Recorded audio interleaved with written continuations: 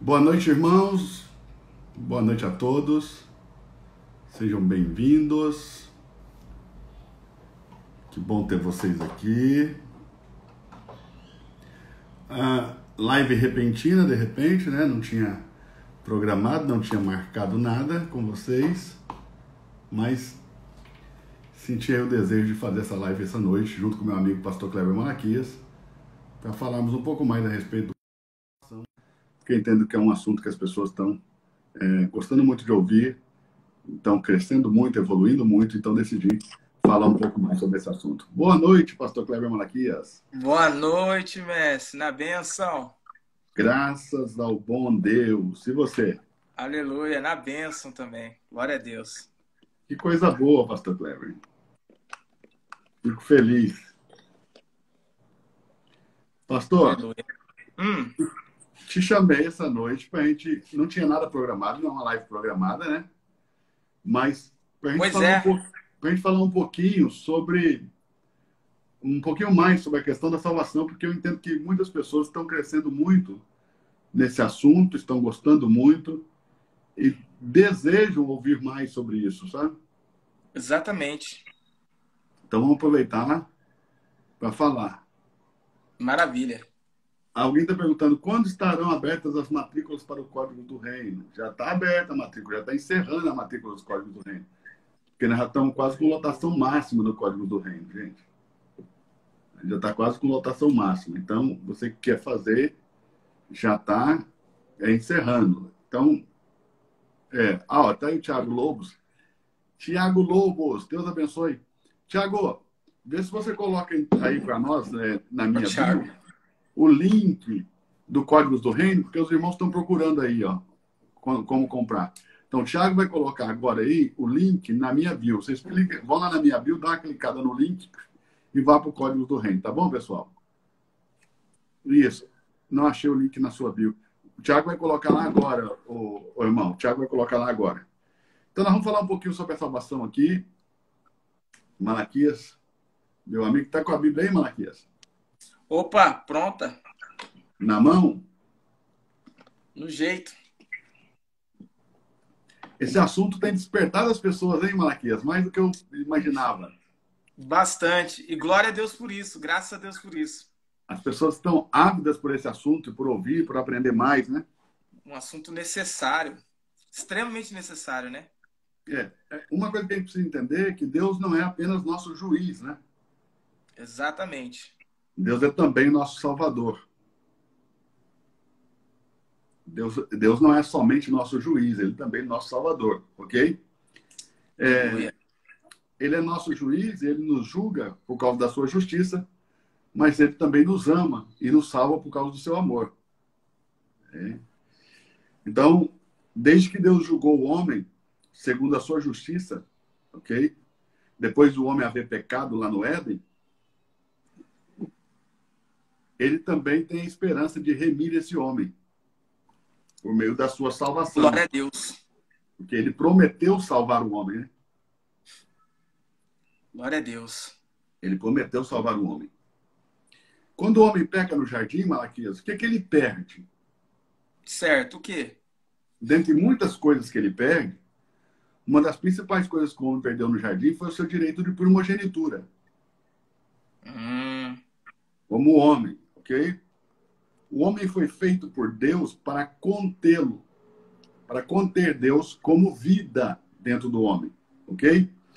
E esse é o direito de primogenitura do homem, ok?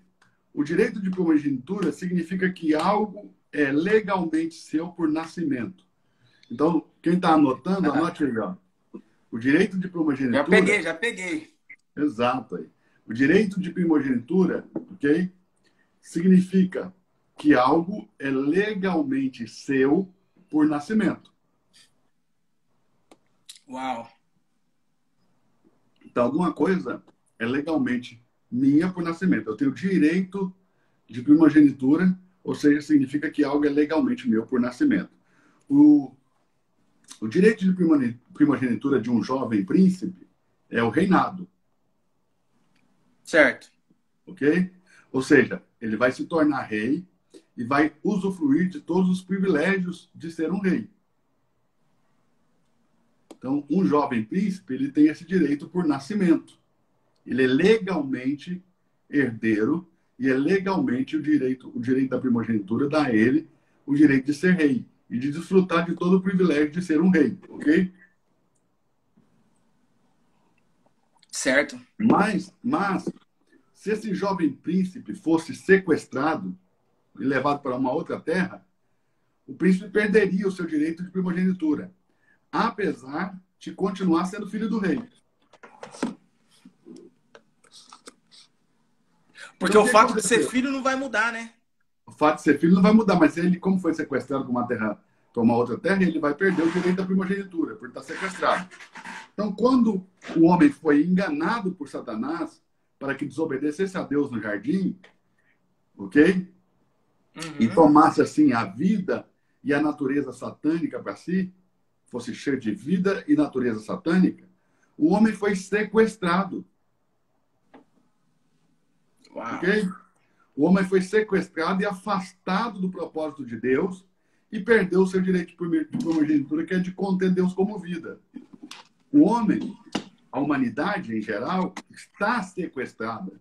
Está sequestrada e está sob o controle de Satanás. Uau. Isso que o apóstolo Paulo escreve: outrora andava, segundo o curso deste mundo, debaixo do domínio do príncipe da potestade do ar. Exatamente. Do espírito que agora opera nos filhos da desobediência. Então, o homem estava sequestrado, o homem em geral está sequestrado, está sob o domínio de Satanás. Claro que os que nasceram de novo não, né? Exceto esses, mas o homem está sequestrado e sob o controle de Satanás. E por essa razão, ele perdeu a Deus como vida no seu interior. Deus não é mais a vida que o nutre. Então, agora ele é nutrido por uma vida e uma natureza satânica. De forma geral, assim são os homens hoje. Ok? Mas o Salvador é prometido por Deus, sim ou não? Sim. Para cuidar de ambos os problemas que o homem adquiriu na queda, Deus deu ao homem duas grandes promessas. Deus prometeu resgatar o homem do controle de Satanás e também prometeu dar ao homem a sua vida para cumprir no homem o seu propósito. Ou seja, então, são duas grandes promessas, ok? Certo. Vou ler de novo. A primeira, resgatar o homem do controle de Satanás. Essa é a primeira promessa. Resgate. Okay? Resgate. E a segunda, ele prometeu dar sua própria vida ao homem, ok? Para que o homem pudesse cumprir o propósito eterno de Deus. Então, ou seja, nenhum homem, então, mestre, poderá cumprir o propósito de Deus sem antes contê-lo? Exato. Show. Ninguém vai poder cumprir o propósito de Deus sem conter Deus. O conteúdo do homem com propósito é a própria vida de Deus. Uau. É o conteúdo. Repete. O conteúdo de um homem com propósito. O conteúdo do homem com propósito é a própria vida de Deus, ou o próprio Deus como vida no interior do homem. Uau. Então, o homem com propósito não é um homem que tem uma aparência externa de propósito, mas é um homem que tem internamente um propósito. Ok? Deus prometeu, em Gênesis 3,15, que da descendência da mulher viria alguém que feriria a cabeça de Satanás. Você pode ler lá, Gênesis 3,15? Claro. Olha aqui. Gênesis capítulo 3, verso 15. E porém inimizade entre ti e a mulher, e entre a tua semente e a sua semente. Esta te ferirá a cabeça, e tu lhe ferirás o calcanhar. Então, por meio dessa promessa, tem o resgate. E por meio da promessa feita a Abraão, ok? Vem a vida. Ah, então vamos por partes. A promessa feita, a profecia liberada em Gênesis 3,15 está relacionada ao resgate. E a Exato. promessa feita a Abraão está relacionada à vida. A vida de Exato. Deus, que o homem conteria. Exato. Peraí que o meu negocinho aqui só bagunçou um pouquinho. Peraí.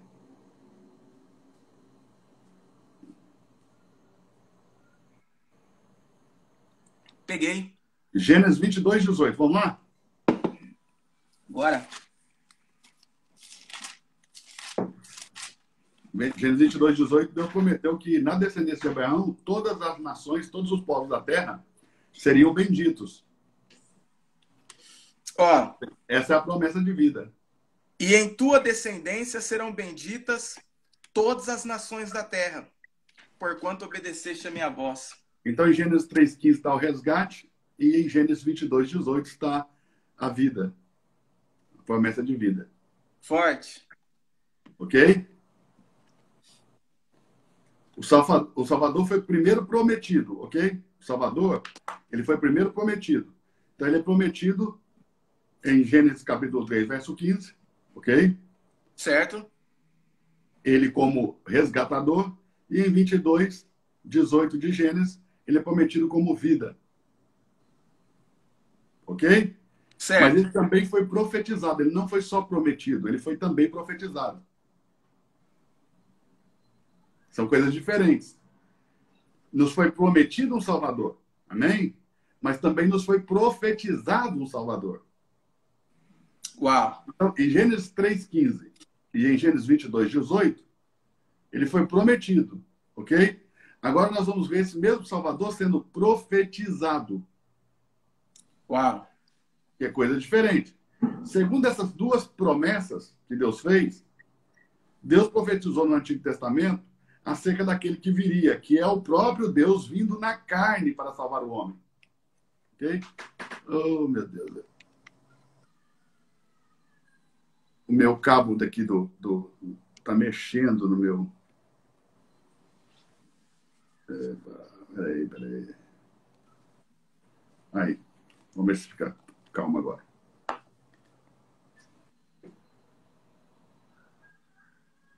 Isso aí. Vamos, então, ver aqui o primeiro texto do Antigo Testamento, Certo. que profetiza acerca do nascimento dele, ou seja, de quem ele nasceria. Uau. Isaías 7,14.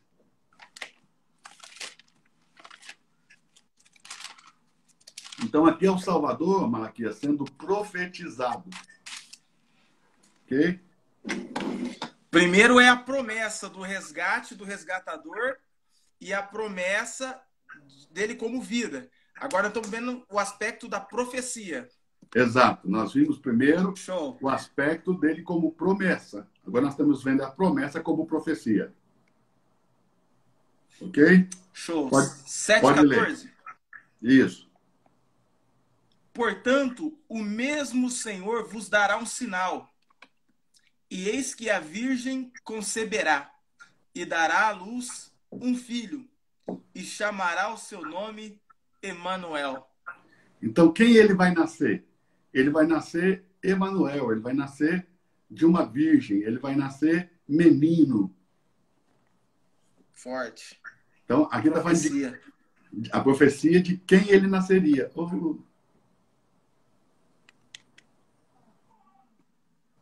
Que coisa. Seu inimigo, hein? Com raiva do manto aqui. Ué. Mas a Bíblia também profetiza onde ele nasceria, não somente quem ele nasceria, mas ela também fala onde ele nasceria. Miqueias capítulo 5, verso 2.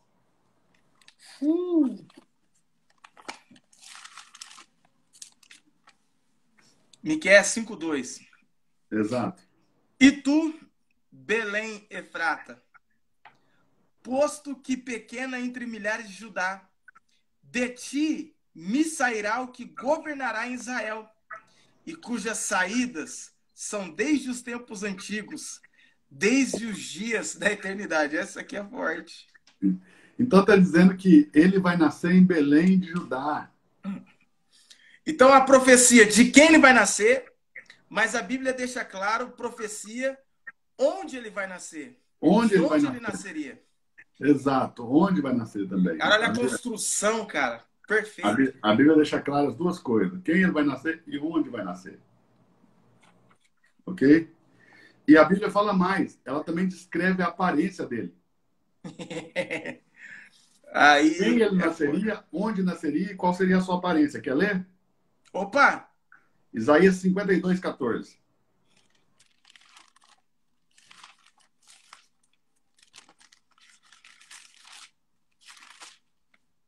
Isaías 52, 14. Como pasmaram muitos à vista dele, pois o seu parecer estava tão desfigurado, mais do que de outro qualquer, e a sua figura mais do que a dos outros filhos dos homens. Ok? Então ele não tinha uma aparência ou um aspecto esperado pela maioria.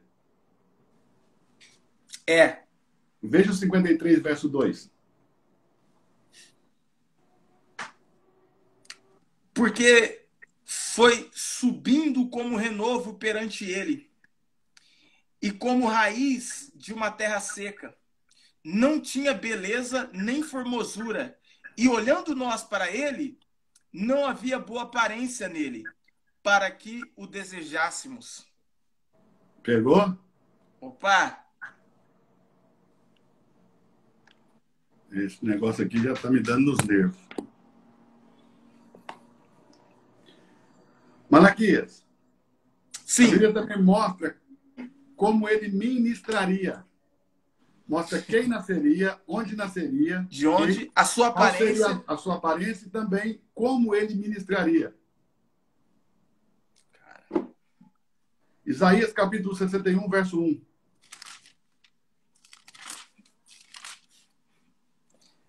Ah, isso aqui é forte demais.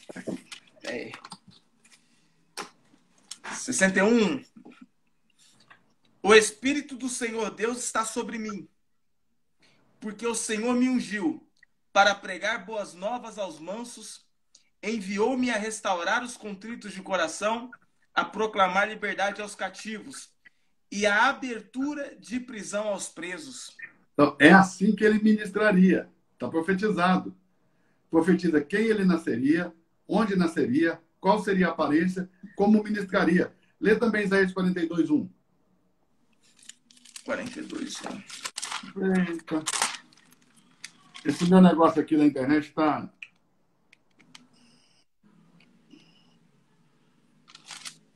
Eu não sei o que deu nele, não.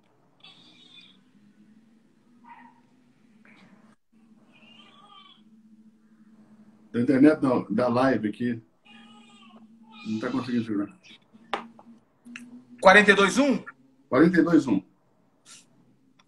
Eis aqui o meu servo, a quem sustenho, o meu eleito, em quem se compraz a minha alma. Pus o meu espírito sobre ele. Ele trará justiça aos gentios. Falando de como ele vai ministrar. Como ele vai ministrar. Pegou, não? Opa! Depois também a Bíblia vai predizer. Ela prediz o ano, o mês, o dia e o lugar onde ele morreria e de que maneira, de como morreria. Bora lá? Essa é forte, manda! Daniel 9, 24 e 26. Eita!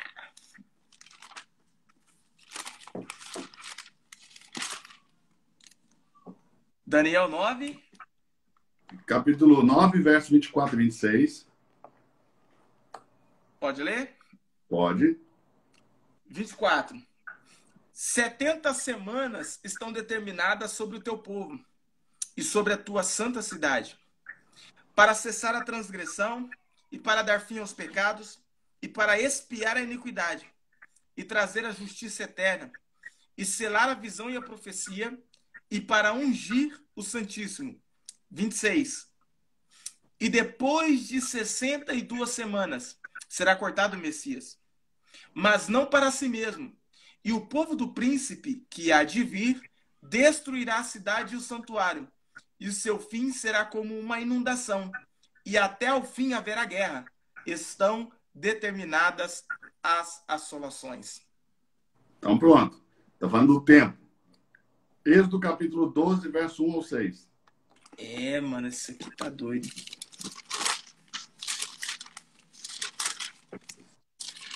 Ali mostrou claramente o ano, né? Uhum. Vamos lá. Do Êxodo 1 ao 12, 1 ao 6. 6. Isso. E falou o Senhor a Moisés e a Arão na terra do Egito, dizendo: Este mês vos será o princípio dos meses. Este vos será o primeiro dos meses do ano. Falai a toda a congregação de Israel, dizendo: Aos 10 deste mês, tome cada um para si um cordeiro, segundo as casas dos pais, um cordeiro para cada família. Mas se a família for pequena para um cordeiro, então tome um só com o seu vizinho, perto da sua casa, conforme o número das almas, cada um conforme o seu comer. Fareis a conta conforme ao cordeiro. O cordeiro ou cabrito será sem mácula, um macho de 1 ano, o qual tomareis das ovelhas ou das cabras, e guardareis até o 14º dia deste mês, e todo o ajuntamento da congregação de Israel o sacrificará à tarde. Assim é como vai morrer. A maneira desse cordeiro morrer é a maneira da profecia de como o cordeiro de Deus vai morrer. O cordeiro de Deus morre debaixo desse texto, dessa palavra. Uau! Ok? Gênesis capítulo 22, verso 2.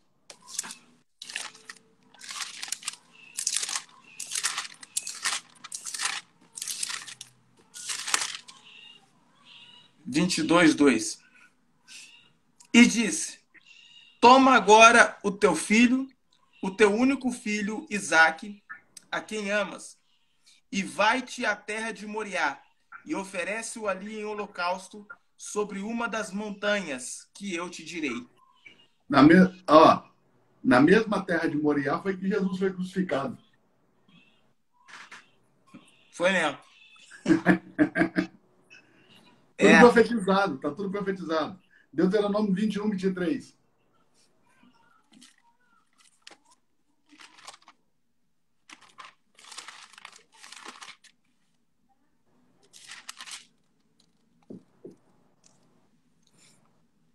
(21, 23). Isso. O seu cadáver não permanecerá no madeiro. Já peguei. já peguei. O seu cadáver não permanecerá no madeiro, mas certamente o enterrarás no mesmo dia. Porquanto o pendurado é maldito de Deus, assim não contaminarás a tua terra, que o Senhor teu Deus te dá em herança. Já peguei. Por isso que eles tentaram quebrar os joelhos dele, a perna dele. Só que quando chegaram para quebrar as pernas dele, ele já tinha expirado. Já tinha morrido. Ok? Mas eles estavam quebrando as pernas porque essa é uma tradição dos judeus, seguindo a lei, que o que fosse pendurado no madeiro não podia ficar pendurado até o final do dia. Lembrando que Deuteronômio, Rômulo e Remo não tinham mamado a loba, Rômulo não tinha matado Remo e Roma não tinha sido fundada. Então, esse tipo de crucifixão não é romana, é dos judeus. E por que quebra as pernas? Para que os crucificados morram asfixiados e a cruz possa ser tirada da terra para não amaldiçoar o solo. Porque maldito é todo aquele que for pendurado no madeiro, porque o contato com o madeiro torna aquele que foi pendurado nele maldito. O madeiro é maldito. Forte. Porque a cruz não é um símbolo de bênção, né, Malaquias? Não é. Porque o cristianismo adotou a cruz como símbolo do cristianismo, mas biblicamente o cristianismo não tem nenhum símbolo. Exato. Que identifique. Biblicamente falando, não. Óbvio, se você vai para o Oriente Médio, nos países que a maioria é muçulmano, se você vê uma cruz, você sabe que ele tem um cristão. Ok? Mas a cruz é um símbolo de maldição, não é um símbolo de bênção. Então, se alguém mata o seu filho com uma faca, você ia pegar esse punhal e pendurar na sala da sua casa? Jamais. A cruz foi o objeto em que Jesus foi morto. Então, para Deus não é uma coisa agradável. A mensagem da cruz é boa, não a cruz em si. Seria como culturalmente falando, seria como nós aqui do Ocidente pendurarmos cadeira A, elétrica. a arma que assassinou o nosso filho no nosso pescoço. Exatamente. Não faz sentido. Zacarias 12:10. Sobre a casa de Davi. Os evangélicos, porque o que acontece, né? Os evangélicos tiraram Jesus da cruz e aí eles determinaram que Jesus, se a cruz está sem Jesus, ela é boa, né? Quer dizer, mas Jesus se tornou maldito porque foi pendurado no madeiro, então ele se tornou maldito de Deus. Jesus não é maldito, nunca foi, mas se tornou quando foi para o madeiro porque nossos pecados foram sobre ele, né? Mas foi um toque no madeiro que fez isso. Vai lá. Forte. Mas sobre a casa de Davi e sobre os habitantes de Jerusalém, derramarei o meu espírito de graça e de súplicas, e olharão para mim, a quem transpassaram, e prantearão sobre ele, como quem pranteia pelo filho unigênito, e chorarão amargamente por ele, como se chora amargamente pelo primogênito. Nossa. Então, esses dois aspectos de Cristo que nós falamos na última live, né? Sim. Que muitos tertúlios bateram a cabeça, estão batendo cabeça até hoje. Toda hora eles vão lá no meu Instagram dizer: ah, mas lá no batismo em João, veio uma voz do céu e dizer: esse é meu filho amado. Em nenhum momento eu disse que Jesus não era filho de Deus. Eu falei isso? Não. Não, eu só disse que ele era, antes da ressurreição, o Filho unigênito de Deus, segundo a sua divindade. E o que eu disse é que na sua ressurreição, ele nasce, ele é feito filho de Deus na sua própria carne, em um aspecto diferente do aspecto que ele vivia até então, que era o aspecto do filho do homem, ok? Ele nasce como primogênito dentre muitos irmãos. E isso só acontece na ressurreição. E aí muitos tertúlios, que pegam só um pedacinho da nossa live, ou uma mensaginha, ou gente intelectualmente desonesta, ok? Que quer caçar confusão, e no afã e na ânsia de dizer que a gente está errado, eles não prestam atenção no que a gente disse. É tanta vontade de dizer que a gente está errado, é tanta inveja, é tanta dor de cotovelo, é tanta raiva. Eles têm raiva da gente saber disso. Mas sabe o que acontece? A gente só estudou, ué. É só fazer isso também, estude. Não fique com raiva de quem sabe. O brasileiro tem raiva de quem é rico porque ele não conseguiu ganhar dinheiro. Ele tem raiva de quem tem sucesso porque ele não conseguiu ter sucesso. Ele tem raiva de quem sabe porque ele não conseguiu estudar. Então, é assim que funciona no Brasil agora. Vamos mudar essa cultura, essa coisa pobre. Isso é coisa... É uma cultura pobre, é uma cultura medíocre. Nós temos que mudar isso aí. Saiba dar o devido valor a quem paga um preço para aprender, para estudar, quem gastou noites e noites para poder descobrir algo. Está te contando aí de boa, de graça, tranquilo. E o cara, em vez de ele ouvir e querer aprender, ele quer falar quem está errado. Então, no afã de falar quem está errado, ele não percebe o que está falando. E, entendeu? E ele acaba falando. Então, já colocaram que eu estava errado, que eu falei que Jesus não era o filho de Deus, já falaram um monte de coisa. Falei nada disso. Agora, isso se chama desonestidade intelectual. O Malaquias, você cursou um curso universitário, você cursou a universidade, você fez um curso superior. Você, antes de formar, você apresentou uma monografia? Não entendi. Antes de você formar, você apresentou uma monografia? Tem que apresentar. E quando você fez a sua monografia, você fez ela e já chegou lá e apresentou, cara? Não, teve que preparar. Um extenso trabalho de tradução de artigos científicos. E você teve um orientador?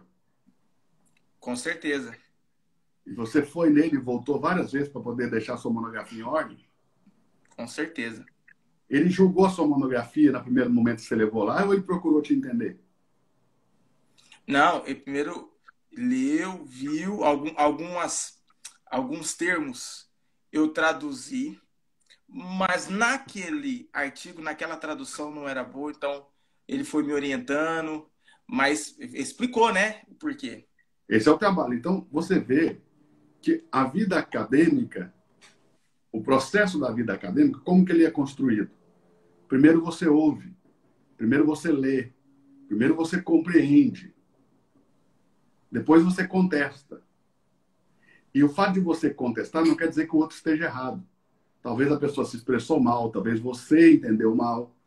Então, por isso que você tem que dar o direito de defesa, de réplica, de tréplica. Você tem um orientador para quem você vai, coloca dentro das regras da ABNT, entende? E vai colocando até que você possa apresentar a sua monografia.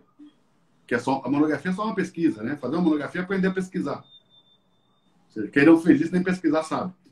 Então, é assim de simples, né? A mesma coisa no mestrado, você vai ter um orientador, no doutorado você vai ter um orientador. Você sabe que você não forma um doutor sem que outro doutor possa orientá-lo. Ok? Então, o doutorado depende que haja doutores suficientes para que os doutorandos possam ser orientados. Então, é a falta da vida acadêmica que faz isso com essas pessoas, entendeu? O cara abandona a escola, abandona tudo. Aí, quando vai falar de Bíblia, ele acha que ele é o supra-sumo. Ele não sabe escrever em português direito, mas quer discutir Bíblia. Agora, quer dizer, esses tertúlios, eles pegaram a síndrome de São Tertuliano, entendeu? E aí entra por esse caminho, por esse viés, da preguiça.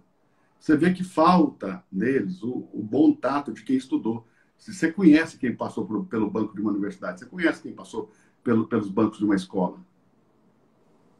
Seja simples. Então, eu acho que no Brasil, a Bíblia não é o problema. É o plano de governo, ok? Que estabeleceu um plano na educação de destruir a educação do país. As pessoas leem, mas não entendem o que lê, é só isso. Grande maioria, né? Grande maioria. Mas vamos embora, vamos para cima. Salmo 34, verso 20.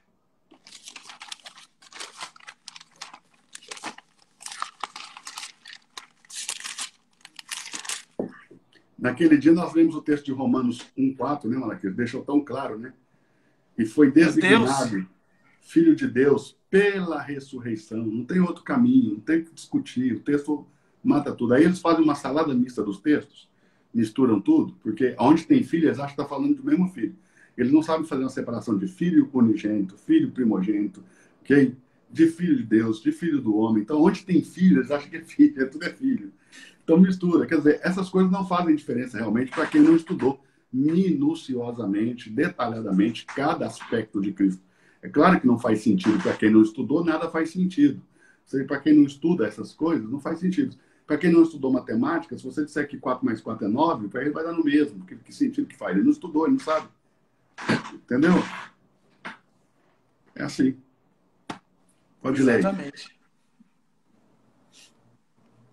Ele lhe guarda todos os seus ossos.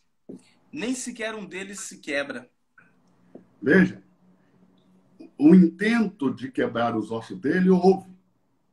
Aconteceu. Mas quando eles chegaram para quebrar suas pernas, ele já tinha morrido. Então, nenhum dos seus ossos foram quebrados. Apesar que eu já vi gente pregando que quebraram as pernas de Jesus. Meu Deus. Eu já vi.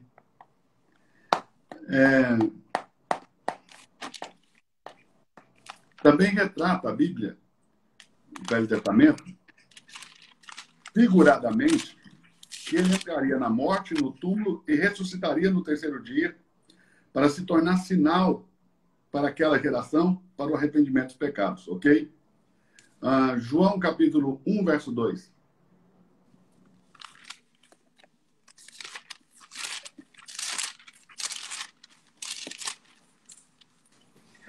Ele estava no princípio com Deus. Verso 17. Porque a lei foi dada por Moisés. A graça e a verdade vieram por Jesus Cristo. Capítulo 3, verso 2 até o verso 10 de João. João 3, 3, do do 2 2 ao ao 10. 10. Este foi ter de noite com Jesus e disse-lhe: Rabi, bem sabemos que és mestre, vindo de Deus, porque ninguém pode fazer estes sinais que tu fazes se Deus não for com ele. Jesus respondeu e disse-lhe: na verdade te digo que aquele que não nascer de novo não pode ver o reino de Deus. Disse-lhe Nicodemos: como pode um homem nascer sendo velho? Pode porventura tornar a entrar no ventre de sua mãe e nascer? Jesus respondeu: na verdade te digo que aquele que não nascer da água e do Espírito não pode entrar no reino de Deus. O que é nascido da carne é carne, o que é nascido do Espírito é Espírito. Não te maravilhes de ter dito: necessário vos é nascer de novo. O vento assopra onde quer, e ouves a sua voz, mas não sabes de onde vem, nem para onde vai. Assim é todo aquele que é nascido do Espírito. Nicodemos respondeu e disse-lhe: como pode ser isso? Jesus respondeu e disse-lhe: tu és mestre de Israel e não sabes isto? É isso que dá vontade de falar para os tertúlios. Bom, mas aí Nicodemos claramente viu, ninguém pode fazer estes sinais, né? Ele se tornou sinal para uma geração. Vai lá. Mateus 12, 40.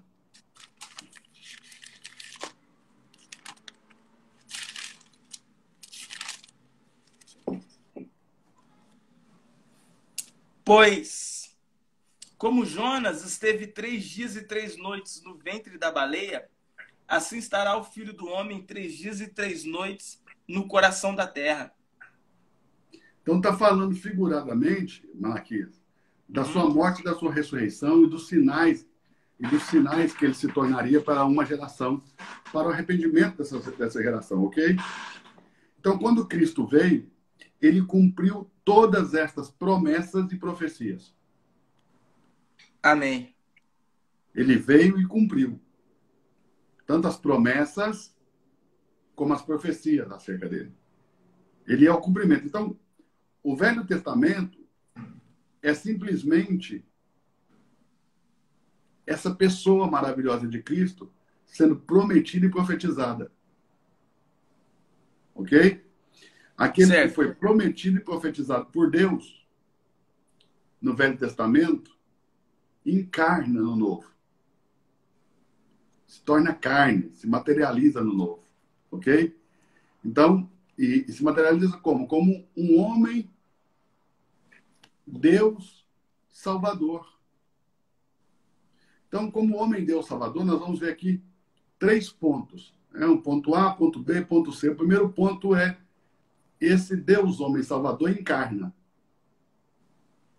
E não havia possibilidade de redenção sem a sua encarnação. Certo. Então, ele vai encarnar. João 1:1. Leia lá.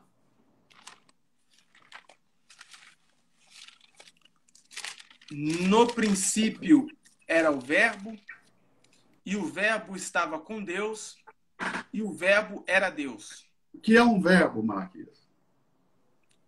Uma palavra que dá ação e gera movimento. Toda palavra que gera uma ação e dá movimento. Então, no princípio era o verbo. O que está dizendo? No princípio era ele, quem gerava todas as ações e dava movimento a todas as coisas. Tudo foi feito por ele, sem nada que foi feito se fez, porque se era ele que gerava todas as ações e que dava movimento a todas as coisas, é óbvio que nada poderia ser feito sem esse verbo. O verbo também é toda a palavra. Então, em João 1:1 diz que ele era a palavra de Deus. Certo. Você sabe que Deus criou todas as coisas pelo poder da sua palavra, né? Certo. Hebreus 11:3 diz que Deus criou pela sua palavra os mundos. Okay? Pela palavra de Deus foi o universo formado. Agora, em que língua Deus falou, Malaquias, quando ele foi criar? Que língua, mestre? Porque se ele falou, tem que ter uma língua, tem que ter um idioma. Que idioma? Qual foi o idioma da criação? Qual? Isso está revelado no primeiro verso do Gênesis capítulo 1.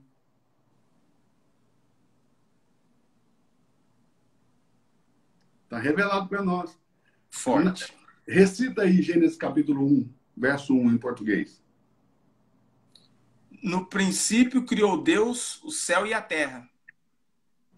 Ponto. Agora recita em hebraico. Bereshit bara Elohim et hashamayim vet haaretz. Essa palavrinha et, no português, ela não foi traduzida. Não foi. E o que significa essa palavrinha? Et, na verdade, é uma palavra constituída de duas letras apenas. A primeira letra do alfabeto hebraico, Aleph, e a última letra do alfabeto hebraico, Tav. Aleph e Tav. Aleph, Tav. Junto essas duas letras dá et. Et. Então, é a primeira letra do alfabeto hebraico e a última letra do alfabeto hebraico. Exatamente. Então, ou seja, antes de Deus criar as coisas pela sua palavra, ele criou um idioma, o hebraico. E depois ele falou, por esse idioma, faça-se assim, faça-se assim, faça-se assim. Isso é ocultado nas nossas traduções interlineares. Se você pegar uma tradução interlinear, de Gênesis capítulo 1, verso 1, você vai ver que essa palavrinha vai ficar sem tradução embaixo. Eita. Ok? Mas Deus se criou pela palavra, tem que ter criado um idioma antes. Ele não pode falar se não existiu um idioma. É. Então, essa palavra de Deus, que estava em Deus e que era Deus, ela vai encarnar. João capítulo 1, verso 14. Essa palavra vai se tornar carne. Estou até marcando os textos. Ó. E o verbo se fez carne. E outra habitou tradução, entre nós. e outra tradução diz que o verbo tabernaculou. Ou seja, ele se fez carne. Ou seja, ele encarnou. Ou seja, ele encarna. Ok? Então, esse é o primeiro ponto do Deus Homem Salvador. Ponto A. Encarna. Esse Deus Homem Salvador encarna para nos remir, para nos redimir, para fazer por nós expiação. A palavra se tornou carne, e essa palavra que se tornou carne é Cristo. Cristo é a palavra de Deus feita carne. Ou é a palavra de Deus feito carne, né? Ele é verdadeiramente Deus e verdadeiramente homem. Ele não é 100% Deus, 100% homem. Isso não faz sentido. Se eu encher essa caneca com 100% de chá, vai ficar espaço para mais o quê? Nada. Então, pronto. Então, 100% mais 100% é 200%. Então, não é 100% homem, 100%. Isso é errado dizer isso. Isso é uma sandice dizer isso. Então, ele é verdadeiramente Deus e é verdadeiramente homem. Genuinamente homem. Só tem uma diferença dos demais homens. Ele não pecou. Ok? Certo. Ele veio e cumpriu todas as promessas e as profecias que o Antigo Testamento fez sobre ele como homem-deus. Ele nasceu de uma virgem, em Belém, viveu 33 anos e meio, como um ser humano genuíno, contudo, sem pecado, ok? Depois foi crucificado no ano, no mês, no lugar que tudo tinha sido profetizado centenas de anos antes disso. Então, o ponto B desse homem-deus é o ponto A é que ele encarna, o ponto B é que esse homem que encarna vai ser crucificado. Então, B Então, aí no A ele encarna. No B... No A ele encarna, no B ele é crucificado. A morte de Cristo realizou muitas coisas maravilhosas por nós, tá, Malaquias? Certo. Alguém vai pensar que foi só livrar-nos do inferno. Não foi só isso. A morte de Cristo realizou muitas coisas maravilhosas por nós. Não fomos apenas redimidos, nós fomos redimidos, nós fomos perdoados, nós fomos lavados, nós fomos justificados, nós fomos reconciliados com Deus. Muita coisa aconteceu nessa morte, ok? Redimido significa que um preço foi pago para nos comprar, reconduzindo-nos a Deus. Está conseguindo entender? Uhum. Justificado significa que Deus considera que somos tão justos como Ele é, como Cristo é. Nós somos tão justos como Ele, por isso que nós estamos no seu corpo.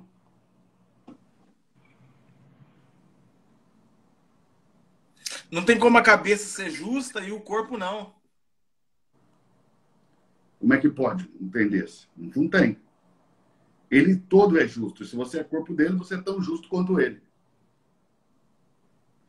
Ok? Você é tão justo como Cristo. Hoje, Uau. em Cristo, como nova criatura, você é tão justo como Cristo. Por isso que você está no corpo dele. Você é o corpo dele. Ok? E reconciliado significa que nós éramos inimigos de Deus e que agora fizemos as pazes com ele. Fizemos as pazes com ele, né? Além de tudo isso, a morte de Cristo também feriu a cabeça de Satanás, como Deus tinha prometido em Gênesis 3,15. Leia aí Hebreus 2,14.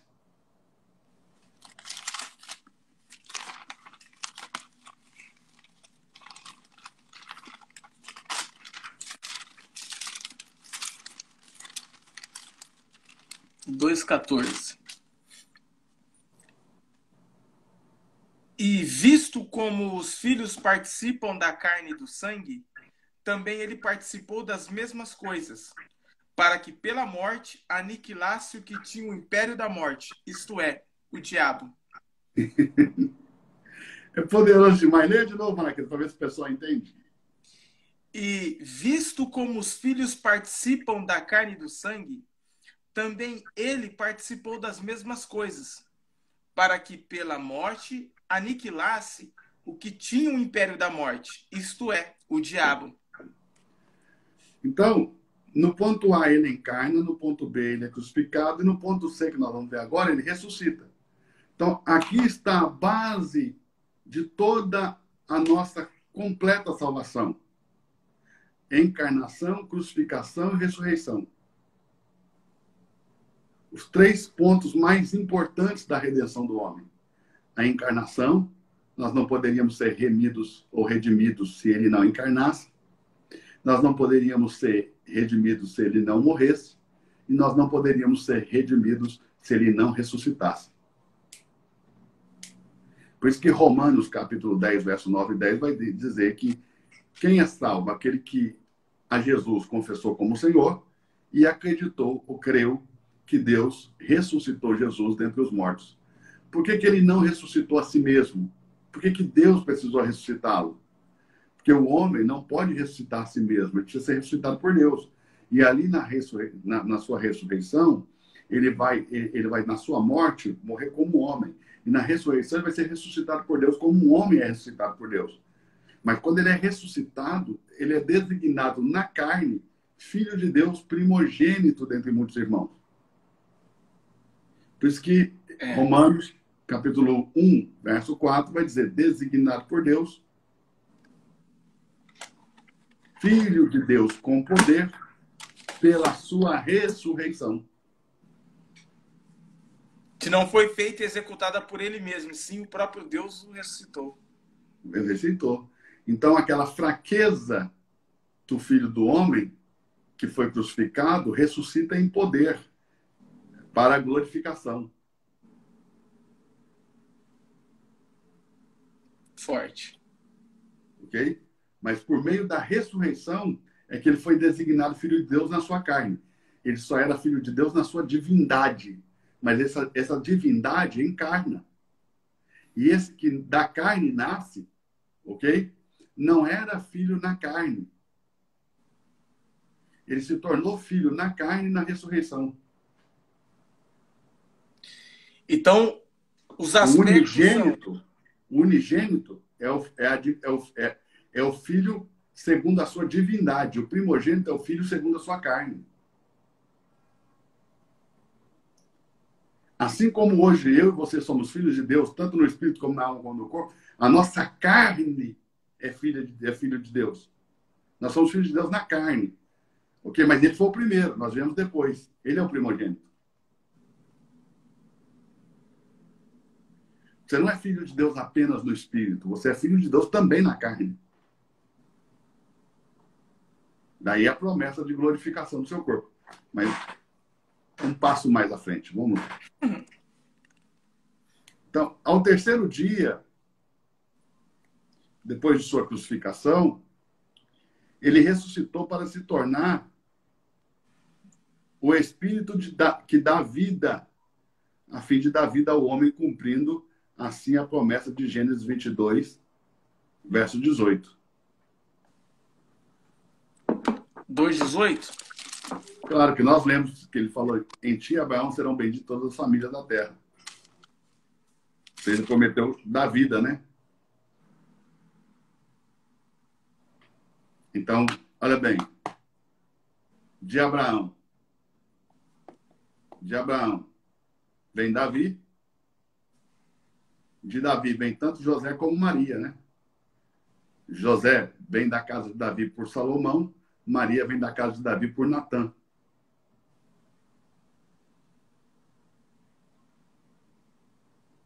Então, ambos vêm da casa de Davi, tanto Maria como José. Então aí está cumprida a promessa. Leia Gálatas 3,14 também.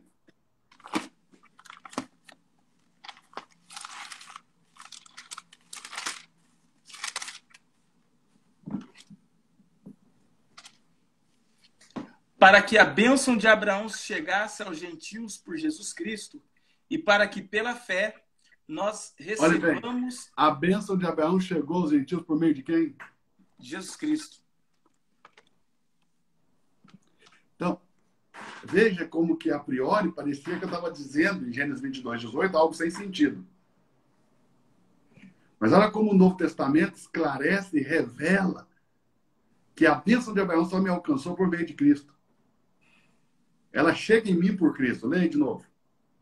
Para que a bênção de Abraão chegasse aos gentios por Jesus Cristo e para que pela fé nós recebamos a promessa do Espírito. Que é a vida eterna. O Espírito em nós. Então ele é o Espírito que dá vida. Ele dá vida como bênção eterna. Ok? O problema negativo do homem foi resolvido e o seu direito de primogenitura foi restaurado pela morte desse homem, Jesus Cristo.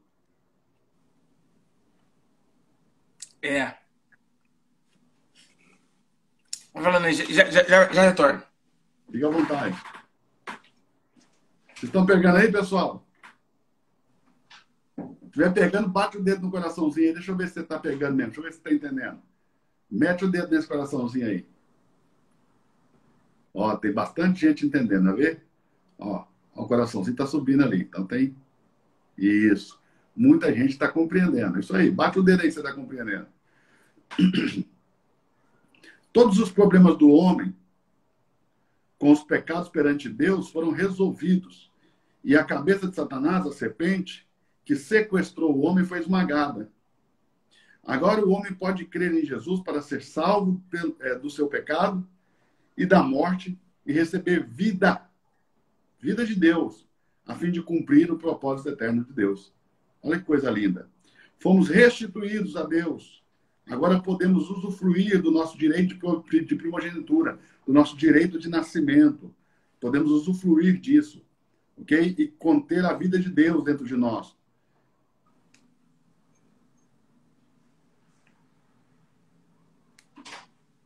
Nós temos que louvar e amar o nosso Deus Salvador por tudo isso que Ele fez por nós, pessoal. Temos que adorá-lo, temos que louvá-lo, temos que amá-lo por tudo isso que Ele fez por nós. Coisas grandes fez o Senhor por nós, não é, Malaquias? Sim. Não é algo muito tremendo? Demais.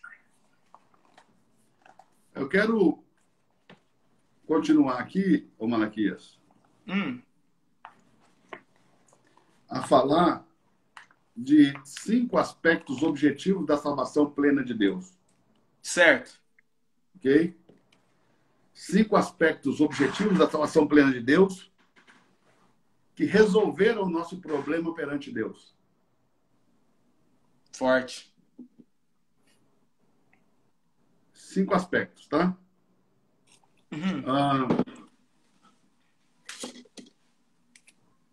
O primeiro item é a redenção que Cristo cumpriu por nós pela sua morte na cruz.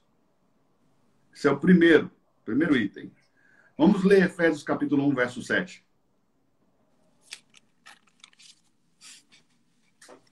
em quem temos a redenção pelo seu sangue, a remissão das ofensas, segundo as riquezas da sua graça. Quem está em Efésios 1:7, pode pintar aí essa palavrinha redenção.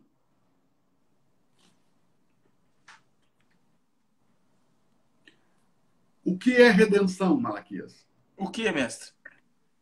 Podemos traduzir essa palavra ou explicar essa palavra da seguinte maneira.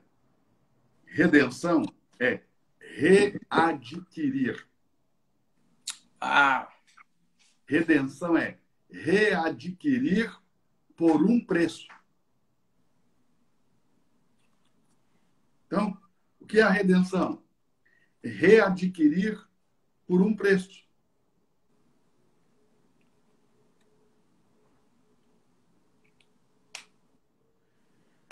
Redenção, Malaquias, é o substantivo da palavra redimir. Redenção é o substantivo da palavra redimir. A palavra redimir significa reaver, comprando algo que originalmente era seu.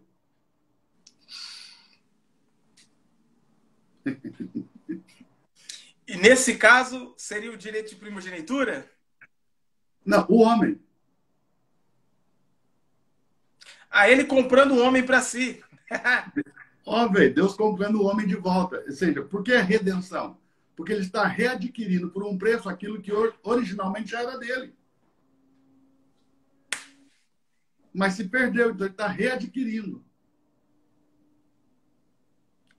Ok? Mano. Isso é pesado. Reaver comprando algo que originalmente era seu, mas que foi perdido.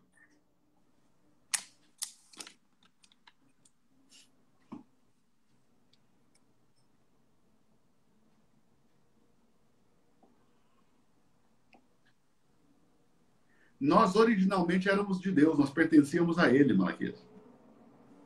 Ok? Éramos a sua possessão. Contudo, fomos perdidos. E apesar disso, Deus não desistiu de nós, Malaquias. Glória a Deus. Deus não desistiu de nós. E Ele pagou o preço para nos reaver, readquirindo-nos por um preço, por um custo. E custo esse que foi elevadíssimo. Custo elevadíssimo, porque a salvação ela é de graça para mim, ela é de graça para você, mas não foi de graça para Deus, não. Entendeu? Porque ele teve que readquirir por um preço aquilo que originalmente era dele e se perdeu. E ele readquiriu por um preço elevadíssimo. Isso é a redenção. Redenção é readquirir por um preço aquilo que originalmente era meu. E ele readquiriu por preço, e por preço elevadíssimo, aquilo que originalmente era dele. O homem, ele desejou voltar a nos ganhar, ok? Mesmo depois de termos nos perdido. Todavia, não foi fácil para Deus fazer isso. Pensa, a divindade teve que se fazer homem.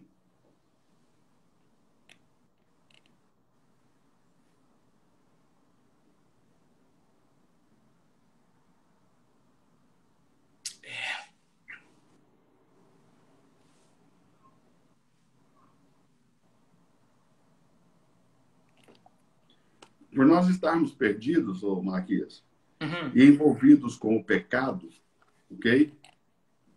Não foi fácil, porque muitas coisas, né, em nós, feria tanto a justiça quanto a santidade de Deus.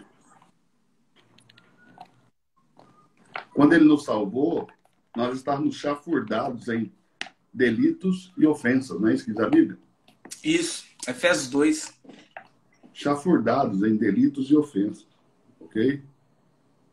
Então, e por estarmos perdidos, tínhamos muitos problemas em relação tanto à justiça como à santidade, como com a glória de Deus, né? Nós tínhamos problema com a justiça, com a santidade e com a glória de Deus. Justiça, santidade e glória.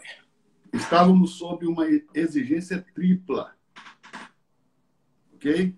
A exigência da justiça, a exigência da santidade e a exigência da glória. Quer anotar isso aí, Malaquias? Justiça, santidade e glória. Então, nós estávamos debaixo de uma exigência tripla de justiça, santidade e glória. Muitas exigências foram feitas, colocadas sobre nós, ok? Éramos impossível cumpri-las. Não dava para cumprir a justiça de Deus. Um homem não poderia cumprir a justiça de Deus. Um homem normal, não. Certo. Ok? Nem os critérios da sua santidade, muito menos da sua glória. O preço era grande demais para se pagar. Por isso que Deus pagou o preço por nós. Elevadíssimo. Nos readquirindo por um preço elevadíssimo. Cristo morreu na cruz para realizar a redenção eterna por nós. Alguém tem que entender que a redenção que Cristo realizou foi uma redenção eterna. Cara, isso aí... Meu Deus. Muito claro. Ele sempre falou de vida eterna, ele não falou de vida temporária. Ok? Vamos ler Gálatas 3:13. Cara, como é que os tertúlios conseguem fazer confusão nisso aí, mano? Tertúlios! Sentem e passem mal. 3:13? Gálatas 3:13. Cristo nos resgatou da maldição da lei, fazendo-se maldição por nós. Porque está escrito, maldito todo aquele que for pendurado no madeiro. Vale a pena marcar esse texto como marca-texto, hein? Vale a pena pintar ele, hein? Opa! Vale a pena. Marca aí que só marca-texto. Malaquias, 1 Pedro, capítulo 2, verso 24. O meu chazinho tá aqui, Malaquias, ó. Tô tomando aqui também.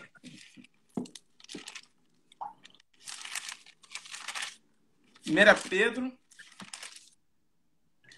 2, verso 24. 1 de Pedro 2, 24. Levando ele mesmo em seu corpo os nossos pecados sobre o madeiro, para que, mortos para os pecados, pudéssemos viver para a justiça, e pelas suas feridas fostes sarados. Poderoso. Pudéssemos viver para a justiça. Exigência. Tá travadinha aqui, mas tá poderoso. Poderoso, você é poderoso demais. Deixa eu colocar aqui o carregador. Poderoso não é?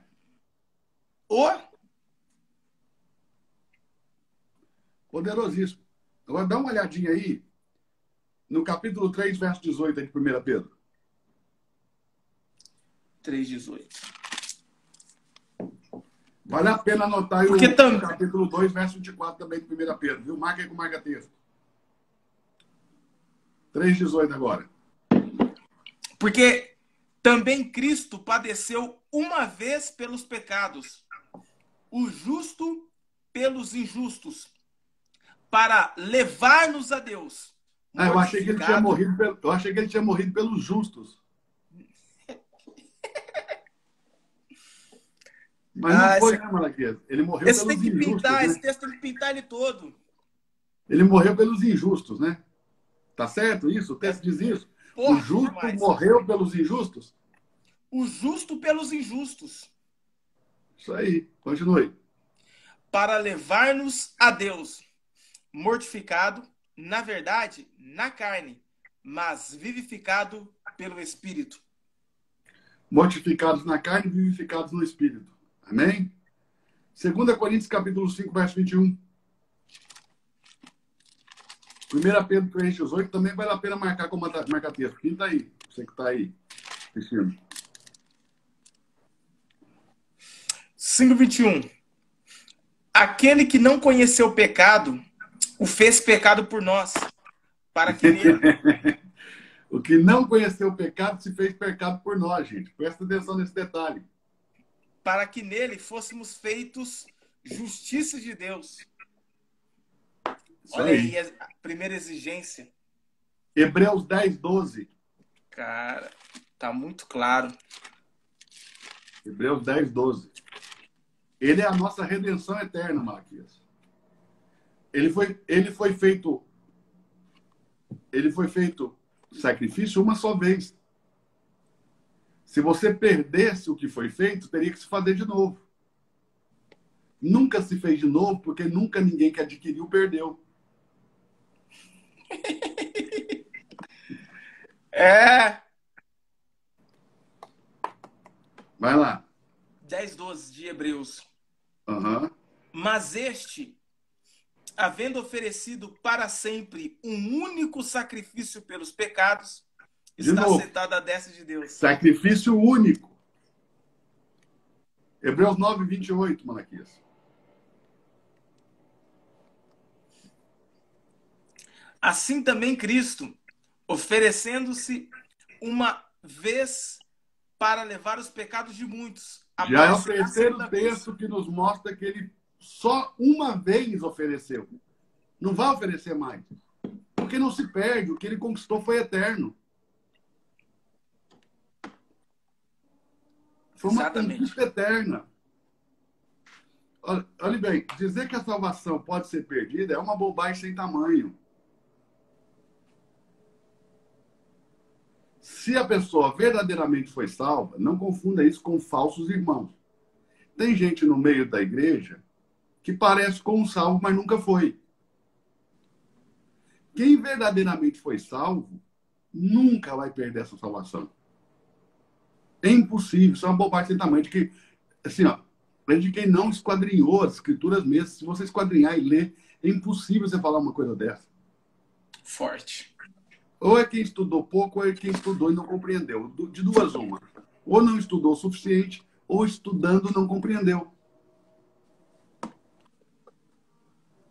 O sangue de Jesus obteve uma redenção eterna por nós. Meu Deus. Amém. Vou dizer de novo. O sangue de Jesus obteve uma redenção eterna por nós. Hebreus 9, 12. Lê aí. Aproveita que você está aí. Ó.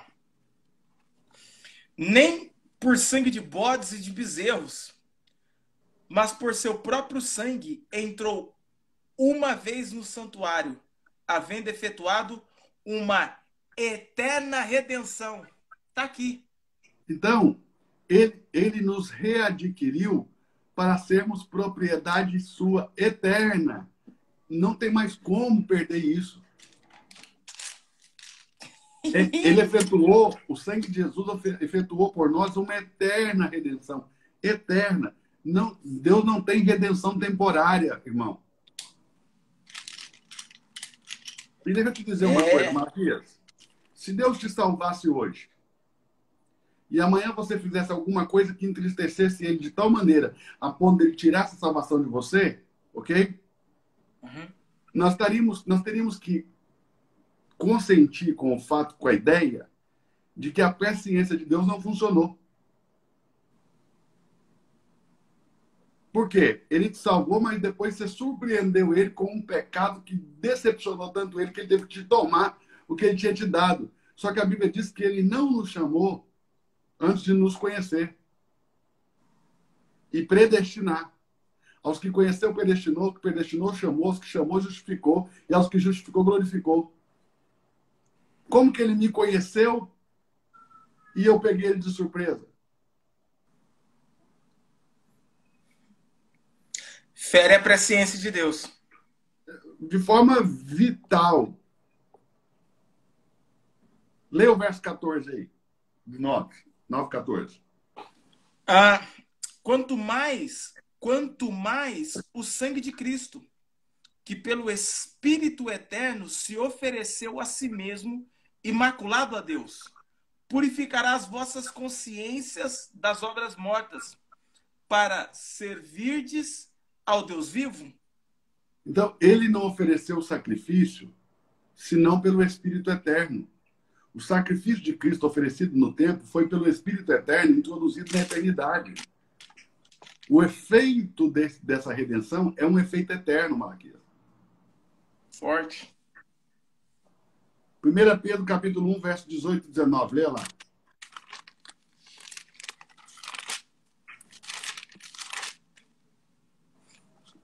19. Sabendo que não foi com coisas corruptíveis, como prata ou ouro, que fostes resgatados da vossa maneira de viver, que por tradição recebestes dos vossos pais, mas com o precioso sangue de Cristo, como de um cordeiro imaculado e incontaminado. Vê aí? Cara, o texto é muito forte, mano. Então, ô Malaquias, né? Isso é a redenção. Certo. E por que da redenção? Porque nós fomos perdidos por causa do pecado, ok? Ah, Nós não somos justos segundo a justiça de Deus. Não somos santos como Deus é santo. O nosso destino era a santidade, mas caímos e recebemos uma natureza pecaminosa, concorda? certo. Como resultado, não expressamos Deus, mas expressamos enquanto humanidade caída, quanto homem caído, expressamos a Satanás. Por isso estamos carentes da glória de Deus. É uma condição terrível que o homem se encontrava. Que o homem se encontra, quem não encontrou Jesus se encontra nessa mesma condição horrível. Uhum. Ok? Devido ao quê? Devido ao pecado, à transgressão, à iniquidade, nós nos tornamos perdidos. Estávamos sob a exigência da lei. Segundo a lei, fomos amaldiçoados com a morte. Ok? Claro, Então, porque o salário do pecado é a morte. Então, a por paga... isso fomos redimidos pelo sangue do Cordeiro. Sangue de Cristo. Sangue de Cristo. Né? Contudo, louvado seja o Senhor. Ok? Amém. Jesus Cristo veio para nos remir e ele nos redimiu. Ok? Pela sua morte justa. Ele redimiu para Deus e para o propósito de Deus. Para cumprir isso, o seu precioso sangue foi o preço.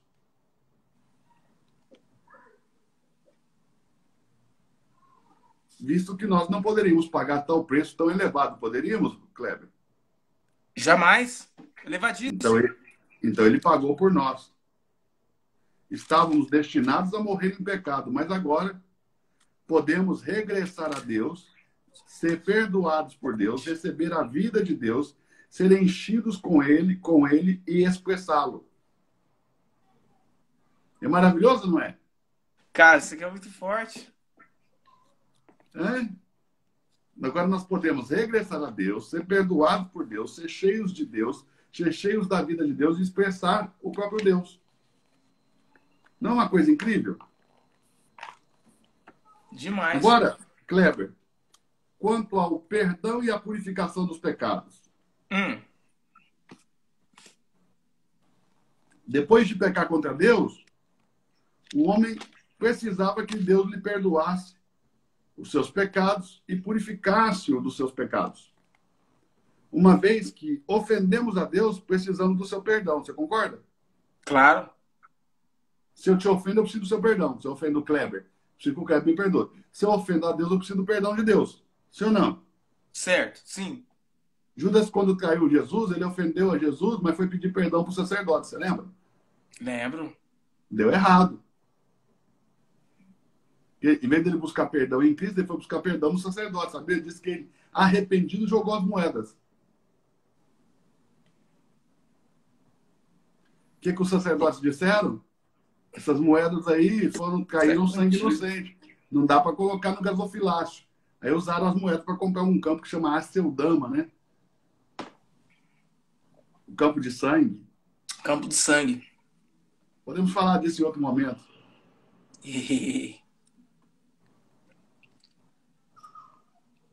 Mas nós não poderíamos ser perdoados por Deus, Kleber, se a justiça de Deus não fosse cumprida. Ele não poderia nos perdoar sem o cumprimento da justiça. Ele é justo, ele não poderia se tornar injusto por minha causa ou por sua causa. Então, primeiro a justiça teve que ser cumprida. Por isso, temos que morrer para satisfazer a justiça de Deus. A justiça de Deus só é satisfeita na morte do ofensor. Pega aí.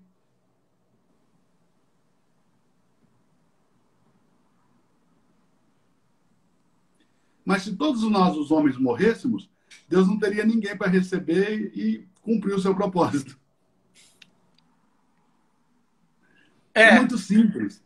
Parece um negócio complicado, mas é muito simples, né? Então, a solução perfeita para o problema era Cristo vir e morrer no nosso lugar.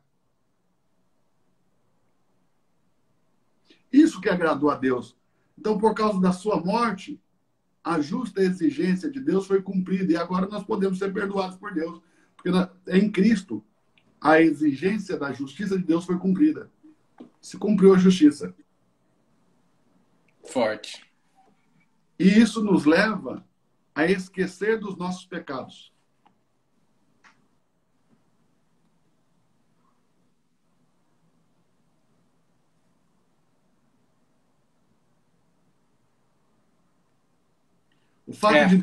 O fato de Deus perdoar os seus pecados, Kleber, também te leva a esquecê-los. Quer ler um texto? Manda fogo. Jeremias capítulo 31, verso 34.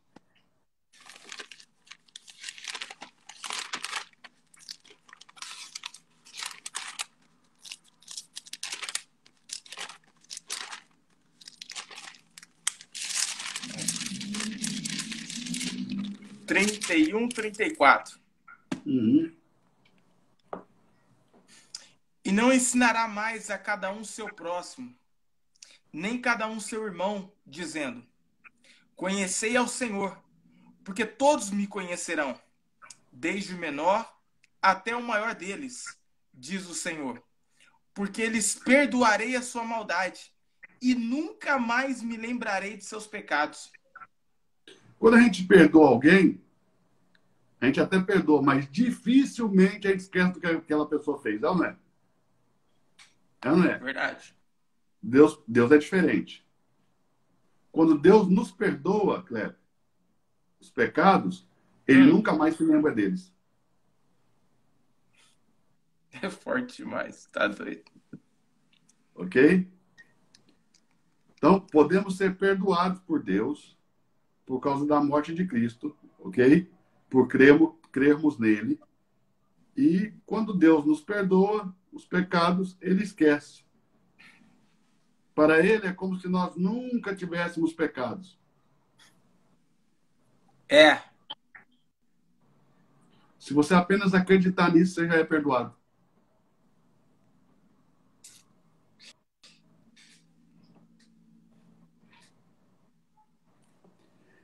O perdão. A redenção do filho por meio do sangue é o perdão das ofensas. Certo. Ok? Vou falar de novo. A redenção do filho por meio do sangue é o perdão das ofensas. Mateus capítulo 26, verso 28. Leia.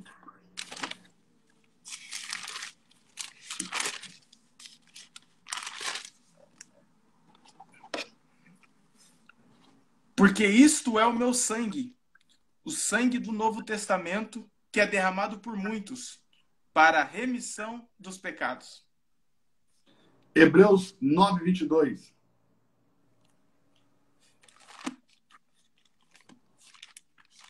Hebreus 9, 22.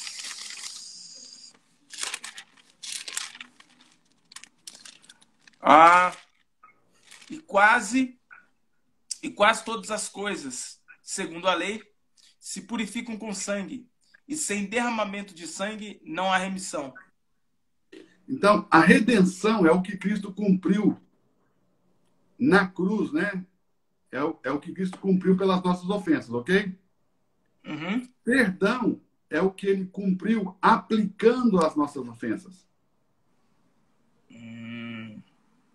Você está conseguindo pegar aí? Cara... A redenção foi cumprida na cruz. O perdão é aplicado quando cremos em Cristo. A redenção foi cumprida na cruz. O perdão é aplicado quando nós cremos em Cristo. Uau. Então, a redenção e o perdão, na verdade, Malaquias, são dois enfoques do mesmo item. Dois aspectos, dois enfoques do mesmo item. Remissão e perdão. Vimos que o perdão das ofensas é a redenção realizada mediante o sangue de Cristo. Redenção e perdão. A redenção é o perdão. Ok? Contudo, dois termos são usados. Por quê? Esse único item tem dois aspectos. Você sabe que as pessoas quase não entendem aspectos, né? Quando você fala de primícia, você fala das primícias em vários aspectos. Primícia é uma festa, concorda? Uhum. Que é chamada a festa dos primeiros frutos da terra. A primícia também é chamada festa das semanas. Porque você colhe a cevada, conta 7 semanas, 49 dias, o dia 50 é Pentecoste e começa a colheita do trigo. Mas a primícia também é um ritual, uma cerimônia de levar a farinha, amassar a massa cruenta, lançar uma parte dela no altar sobre o fogo, outra parte no chão, depois aplica fermento e mel, né, naquela parte que se joga no chão. Então, isso é primícia, é o ritual, é a cerimônia das primícias. Primícia também é uma oferta, né? Quando começa a contagem do Homer. Antes de colher para mim, eu colho e levo até a casa do Senhor e entrego ao sacerdote a oferta. Então, tem pelo menos 3 aspectos das primícias: festa, cerimônia, ok? E a oferta. Tudo é certo, tudo é correto. Aí, quando você está falando da oferta, o cara parece que você está falando contra os outros 2 aspectos. Ou quem não conhece os 3 aspectos acha que você está falando de uma primícia que não é primícia. Assim como Cristo tem muitos aspectos de Cristo. Nós temos muitos aspectos de Cristo. O Cristo tem ele, por exemplo, como filho unigênito e como filho primogênito. São aspectos completamente distintos. Como filho do homem e filho de Deus, aspectos completamente distintos. Como filho do homem, ele tem um Deus. Deus não pode ter um Deus. Deus não pode ser Deus de Deus. Nós temos um Deus. Deus não tem um Deus. Mas Paulo diz: bendito seja o Deus e o Pai de nosso Senhor Jesus Cristo. Então, quando que Deus é Deus de Jesus Cristo? No seu aspecto como filho do homem. Quando Deus é Pai de Jesus Cristo? No seu aspecto como filho de Deus. Nós temos ele no aspecto como leão, no aspecto de cordeiro. No aspecto de leão, ele tem a função de vencer Satanás. No aspecto de cordeiro, ele tem a função de remir o homem. São funções diferentes, aspectos distintos. Poucas pessoas entendem essas questões do aspecto. Então, a redenção, ela traz esses 2 itens aí, né?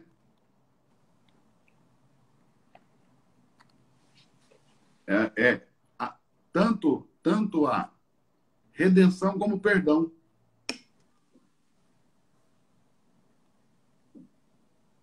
O aspecto realizado na cruz e o aspecto da aplicação se dão no momento em que cremos, ok? Embora a redenção tenha sido realizada na cruz de Cristo, quando ele derramou o seu sangue, ela só foi aplicada em nós no momento que cremos. Lá na cruz, Jesus não diz: está consumado? Está consumado. Então, já está consumado. A redenção já aconteceu, sim ou não? Sim. Mas ela foi aplicada em você antes de você crer? Não. Então, pronto. Então, ela só é aplicada... Então, ela acontece no momento e é aplicada em outro. É como quem vai fazer um bolo. O bolo está feito, mas ele é aplicado quando nós comemos. Exato. Então, a aplicação só ocorreu quando cremos em Cristo e fizemos a confissão ao Deus justo. Perdão é aplicado. Com a boca se confessa para a salvação. Aí aplica. Ok? Nesse exato momento, o Espírito de Deus aplicou a nós a redenção que Cristo realizara na cruz. Portanto, a redenção é a realização e o perdão é a aplicação. Então, a redenção é a realização da salvação e o perdão é a aplicação da salvação. Isso é muito... Você quer que eu fale de novo? Quer que eu fale de novo? Vai lá. A redenção é a realização da salvação. Realização. Ok? O perdão é a aplicação da salvação. Ok? E aí nós vamos para um outro aspecto da salvação, que é o aspecto da purificação. Qual é a diferença entre perdão e purificação? Qual? Para sabermos a diferença, né, qual é a diferença entre eles, temos que saber qual é a diferença entre pecado e injustiça. Pecado e injustiça. Os pecados se refere-se às ofensas e a injustiça é a marca, a mancha no nosso comportamento causada pelo pecado que cometemos, pela ofensa que cometemos ou causada quando cometemos uma ofensa, né? Sempre que pecamos, cometemos uma ofensa, concorda? Sim. Essa ofensa se torna uma mancha no nosso comportamento. Uma mancha. E essa mancha é a injustiça.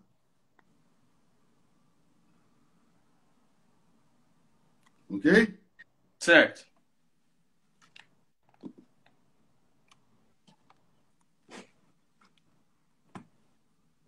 Suponhamos que vamos comprar duas coisas, Malaquias. Mas só nos é cobrado uma.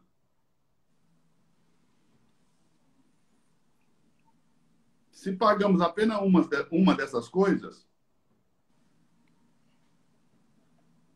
mas compramos duas, isso é um ato de pecar contra essa loja, não é isso? Certeza. A gente entra no mercado, compra 2 itens e paga um. O que nós fizemos? Pecamos ao levar o outro sem pagar. Ok? Certo. Então, quanto à pessoa que vendeu o produto, isso é uma ofensa. No entanto, quanto ao seu caráter, isso é uma marca de injustiça. Porque se você fosse justo, você pagaria pelos dois. Para a pessoa, foi uma ofensa. Para o meu caráter, uma mancha. Foi uma marca de injustiça. Foi construída uma mácula, uma marca, uma mancha. Por exemplo, lá nos Estados Unidos, o Walmart, você vai lá, você pega o produto, passa no scanner, põe no seu carrinho. Passa no scanner, põe no seu carrinho. Depois você sozinho pega o seu cartão de crédito e paga. O que eu poderia fazer? Pegar um produto, colocar no meu carrinho, você passar no scanner, pagar e sair. Geralmente tem um fiscal ali que fica olhando, mas de cada 100 pessoas que passa ali, ele olha 10. Ele pega a nota, olha, dá uma olhadinha no produto e tchau. É fácil num país como os Estados Unidos você comprar 2 produtos e pagar um. Consegue compreender? Mas eu estaria pecando contra a loja. Ofendendo a loja. Ok? E isso geraria uma mancha no meu caráter. Uma marca no meu caráter. E essa marca se chama injustiça. Isso é forte.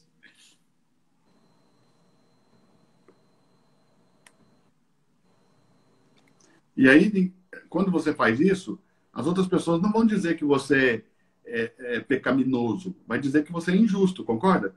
Você é injusto. Você levou 2 produtos e pagou um. Você é injusto. Então, isso é semelhante quando cometemos pecados perante Deus, entendeu?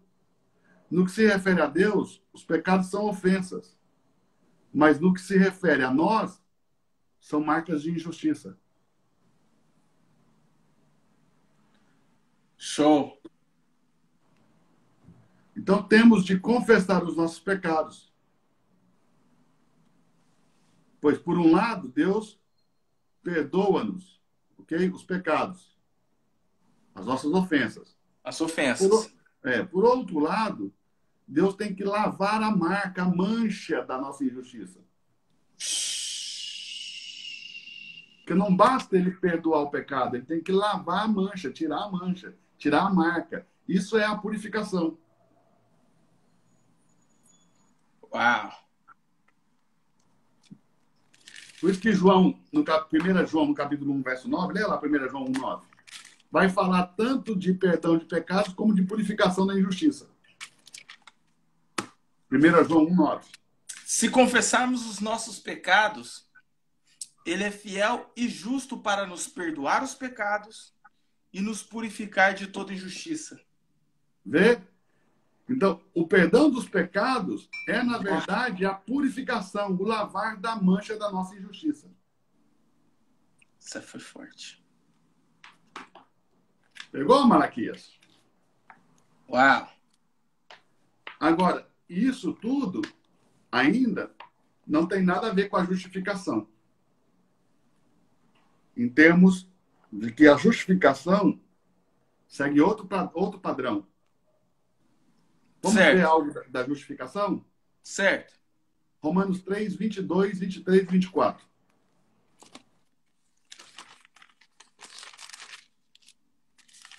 Malaquias, eu acho que o pessoal não está gostando não, tá?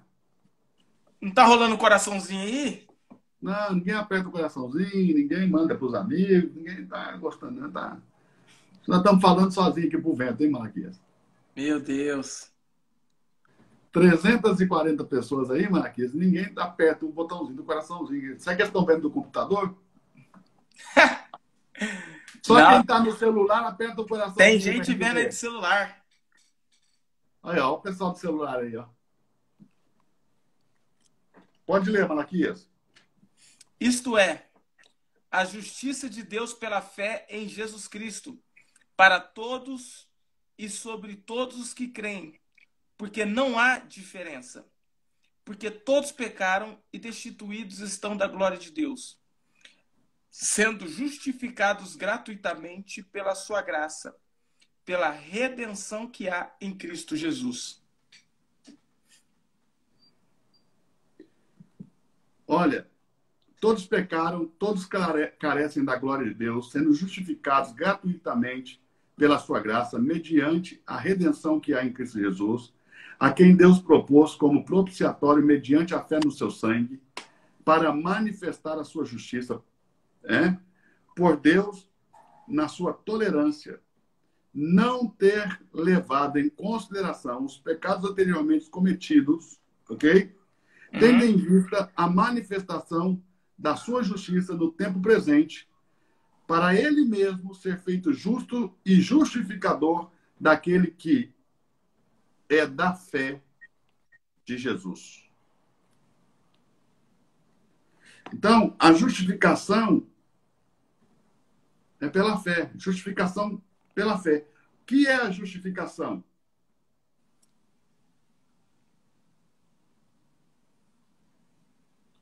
O que é a justificação? O quê? Posso falar? Manda.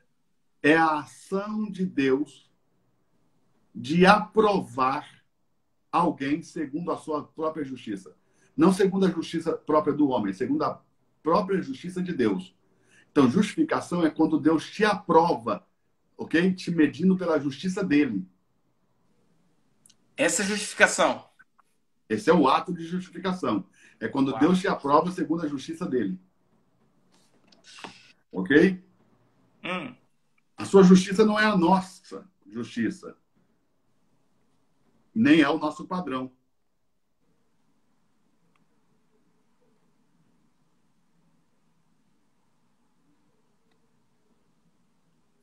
Então, nós somos justificados segundo a justiça de Deus, segundo o padrão de Deus, não é segundo a nossa justiça e nem o nosso padrão. Por isso que muitas pessoas se perdem quanto à salvação, paralisados pela sua justiça própria. Porque eles querem analisar a salvação com base na sua justiça própria. Malaquias, presta atenção. você não foi condenado pelos pecados que você cometeu, ainda que seus pecados sejam uma ofensa a Deus e eles precisem de perdão. Certo. Ok? Você não tinha nascido para cometer pecado ou para agradar a Deus e você já nasceu condenado. O que prova que não foram os seus pecados que te condenaram. Não é os pecados que condenam o homem, apesar de que os pecados precisam de perdão. O que condenou o homem foi o pecado, no singular. Não são os pecados, não são os atos pecaminosos que condenaram o homem. É isso, Brasil, que o pessoal, os tertúlios não entendem. O que você tinha feito de errado antes de nascer? Nada. Por que você nasceu condenado? Por causa da raiz do pecado. Ou seja, o pecado é diferente de pecados. O que é o pecado? O quê? É a força, o poder, a lei que opera nos meus membros.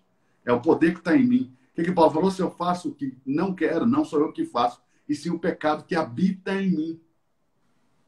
Essa força, essa natureza que me leva, ok? A cometer concupiscência, me leva à concupiscência, a espontaneamente cometer atos pecaminosos.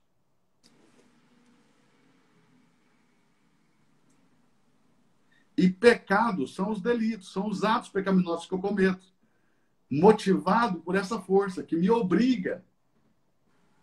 E essa lei opera nos meus membros.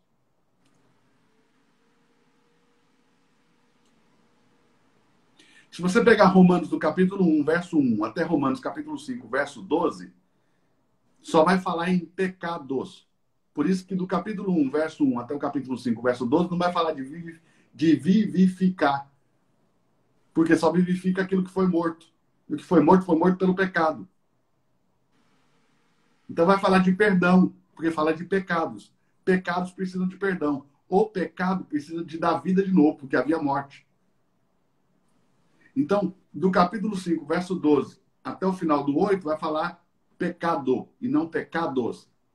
E a maioria dos cristãos que estão na igreja há mais de 300 anos, os dinossauros da fé, não sabem diferenciar pecado de pecados. E eles acham que são condenados pelos pecados. E é por isso que eles pensam que quando eles pecam, depois de ter a Cristo, eles perdem a salvação. Porque eles não entendem que a condenação veio por causa do pecado e não de pecados. Pecados precisa apenas de perdão, arrependimento e perdão. Ok? Quando Certo. Deus perdoou os seus pecados, Kleber, ele não matou Jesus de novo. Ele só aplicou a redenção pelo perdão. A redenção que foi feita na cruz foi aplicada pelo perdão. Forte. Porque senão a cada ofensa teria que se matar outro cordeiro. Aí não teria cabido. Aí já não seria uma salvação eterna, não seria uma redenção eterna. Como nós lemos sobre um sacrifício, um único Eterna sacrifício. redenção. Eterna redenção. É.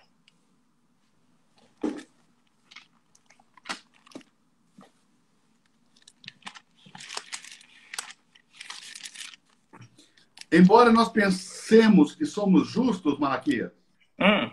nossa justiça tem apenas meio centímetro de altura. Eu vou falar de novo. Embora pensemos que somos justos, a nossa justiça tem apenas meio centímetro de altura. Independentemente de quão justos formos, ou de quão justos pensarmos que somos, a altura da nossa justiça é apenas uma fração de centímetro. Qual é a altura da justiça de Deus? Ela não tem limite. Então você não pode fiar na sua justiça própria. Você precisa fiar na justiça de Deus. E a justiça de Deus é Cristo. Uau.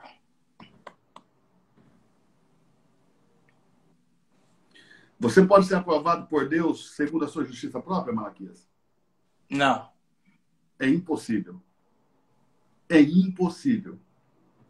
Então, pare de pensar que Deus vai te aprovar por bom comportamento. Ok? O bom comportamento é uma questão de natureza, não é uma questão de seguir regras de leis. Ok? O povo do Antigo Testamento é que tinha que obedecer um livro de regras. Nós, no Novo Pacto, não temos que obedecer um livro de regras. Nós temos uma natureza que nos governa.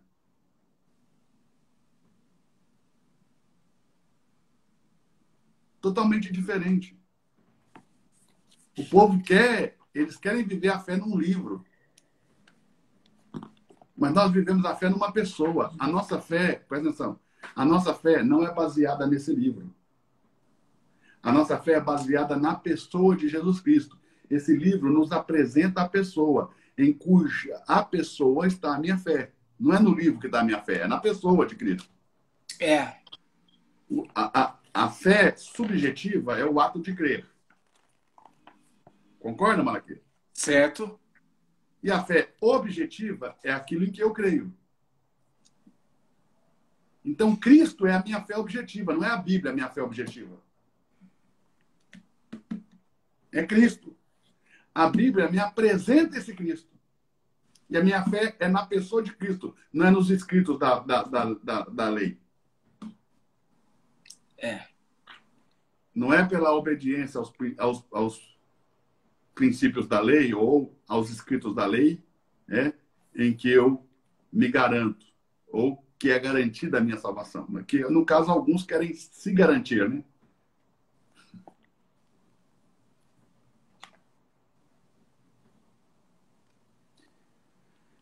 O que você acha, Malaquias, de tudo isso?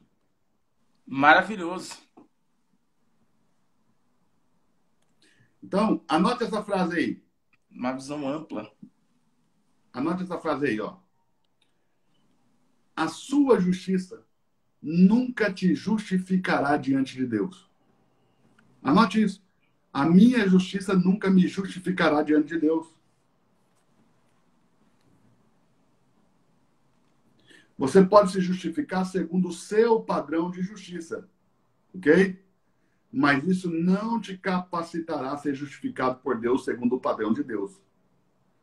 As pessoas querem se justificar segundo o seu próprio padrão, mas nós somos justificados segundo o padrão de Deus. Então, precisamos da justificação pela fé. Ok? Uhum. A justificação pela fé diante de Deus significa sermos aprovados por Deus segundo o seu padrão de justiça. Segundo o padrão de justiça de Deus. Como é que foi que o apóstolo Paulo escreveu lá em 1 Coríntios capítulo 11? Se você julgar você mesmo, você nunca será condenado. Mas quando por Deus somos julgados, por ele somos repreendidos. Ok? Ou por ele somos disciplinados.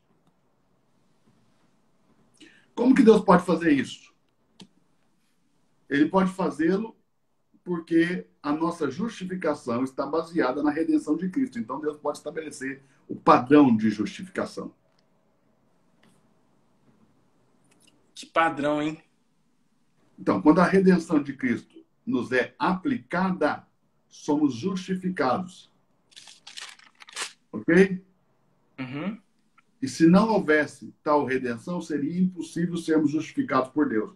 A redenção é a base da nossa justificação. A redenção é a base da nossa justificação.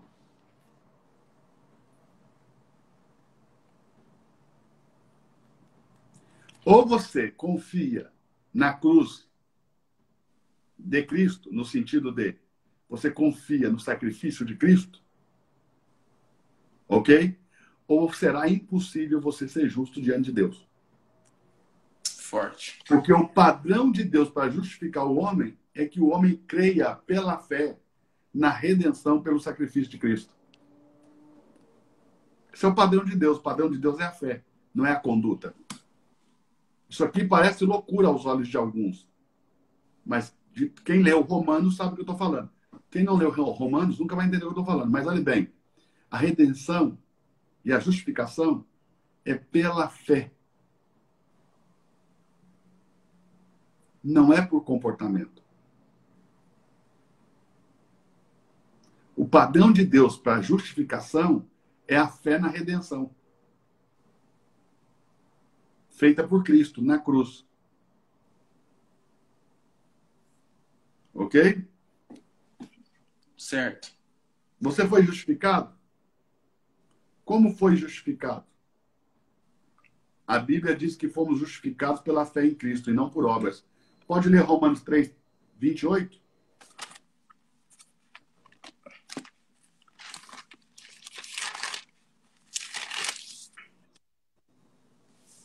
Concluímos, pois, que o homem é justificado pela fé sem as obras da lei.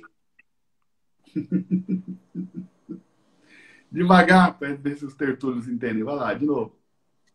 Concluímos, pois, que o homem é justificado pela fé sem as obras da lei.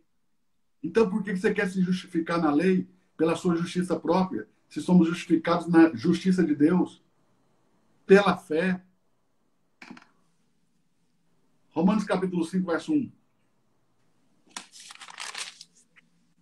Tendo sido, pois, justificados pela fé, temos paz com Deus por nosso Senhor Jesus Cristo. Justificados pela Fé. Então, com base na redenção de Cristo, é que somos justificados. Está aí? Forte. A morte de Cristo cumpriu redenção por nós. Com base na sua morte redentora, Deus nos justificou. Quem fará alguma acusação contra os escolhidos de Deus? É Deus quem os justifica. Deus quem os justifica. Quem os condenará? É Cristo quem morreu, ou melhor, quem ressuscitou por eles. Romanos 8, 33 e 34. Você pode ler lá?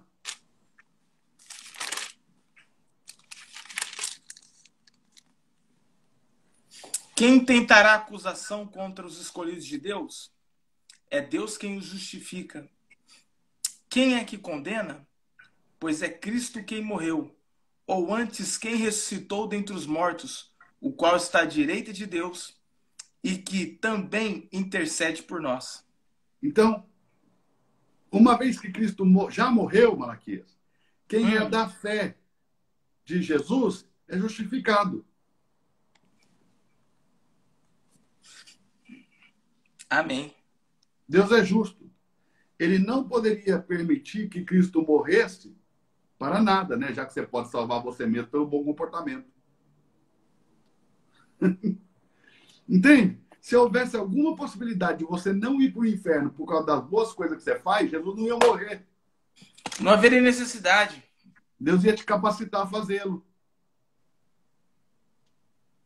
Mas não existe possibilidade. Uma vez que Cristo morreu por nós, então somos todos justificados.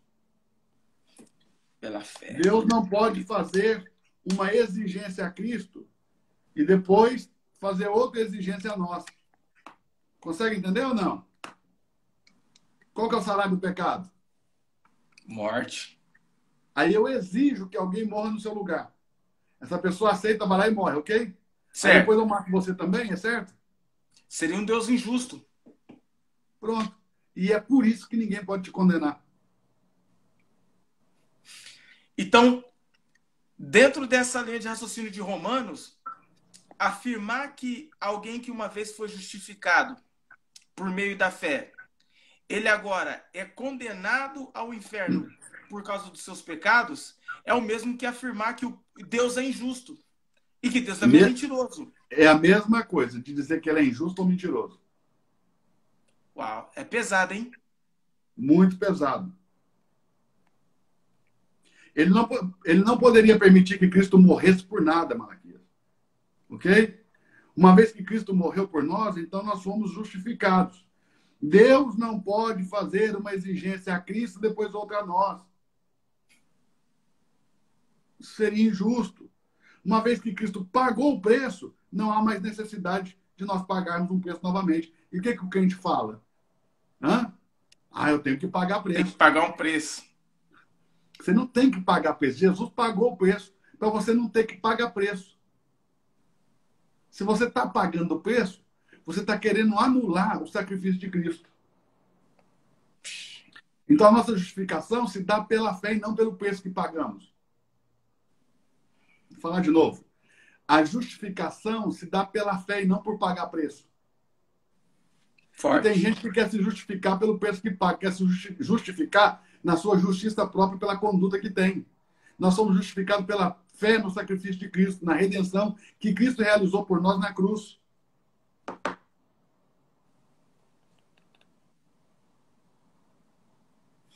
Por causa da justiça de Deus, fomos condenados. Por causa do ato justo de Cristo, sua morte na cruz, por nossos pecados, fomos justificados segundo a justiça de Deus. Agora, podemos dizer a Deus, porque em Cristo sou tão justo como Ele é.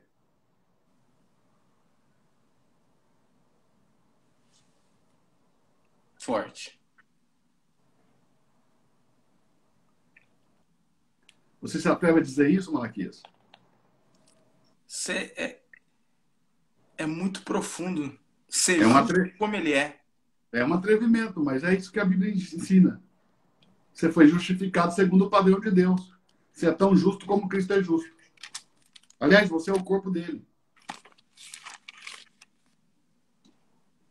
Se você crer na palavra e se arrepender dos seus pecados e crer em Cristo, você certamente dirá isso, ok? Esta é a fé cristã básica, Malaquias. Básica. Fui justificado segundo o padrão de Deus.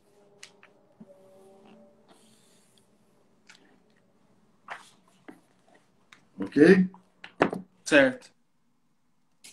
Ô, Malaquias, Hum. vamos ver um último ponto aqui? Manda. Tem 2 pontos importantíssimos, mas eu não sei se a gente vai ver os 2 hoje, né? Talvez a gente vê... aliás, são 3 pontos importantíssimos. Vamos deixar para outro dia. Tá bom por hoje. Nós já demos muito hoje. Tem gente que vai levar um mês para digerir o que nós já falamos. Mas pode só concluir, então, com 1 João 4,17? Mete bronca aí. Mas nós temos que falar sobre a reconciliação, ok? Nós temos que falar sobre a regeneração. Nós temos que falar sobre a santificação. E nós temos que falar sobre a transformação. Tudo coisas diferentes. O crente acha que é tudo igual e tudo ao mesmo tempo. São coisas diferentes, tempos diferentes. Depois nós temos que falar sobre a conformação. Uau! Ok? Então, são coisas diferentes. Depois nós temos que falar sobre a glorificação. Então, olhe bem, reconciliação. Ok? Nós temos que falar sobre isso. Depois nós temos que falar sobre a regeneração. Depois nós temos que falar sobre a santificação. Depois nós temos que falar sobre a transformação. Tudo aqui na minha apostilazinha. Depois nós temos que falar sobre a conformação. E por último, falar sobre a glorificação. Nossa! Okay. Águas profundas. E depois nós temos que falar e pôr na cabeça das pessoas sobre como receber a salvação e crer na salvação. Porque muita gente recebe a salvação, mas não crê nela. Eles acreditam que qualquer coisa que eles fizerem errado vão perder.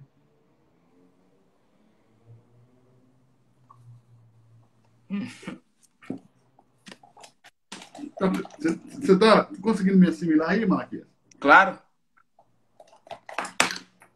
O poder do negócio aí? Vou finalizar com esse 1 João aqui. Ok, fica à vontade. 1 João 4,17. Nisto é perfeito o amor para conosco, para que no dia do juízo tenhamos confiança, porque o qual ele é, somos nós também neste mundo. Bom, aí você Você vai deixar os tertúlios passando mal 3 dias. E o texto diz, para que no dia do juízo tenhamos confiança. E por que é que eu vou ter confiança no dia do juízo? Porque o qual ele é, somos Nós também somos.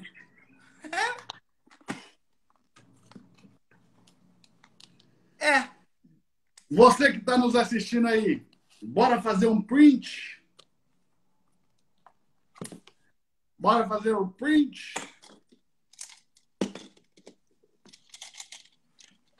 Se você está me assistindo aí e você ainda não adquiriu o livro Deus e Você de A a Z, 23 princípios espirituais que vão mudar a sua vida, vão edificar, né, a sua vida. São princípios e reflexões, né, sobre esses princípios essenciais para uma vida espiritual vitoriosa. Deus e Você de A a Z, do Eduardo Reis. Vamos fazer um print aí, Malaquias? Vamos fazer um print? Quer que eu pegue o meu? Peraí. Pega o seu. Pega meu livro?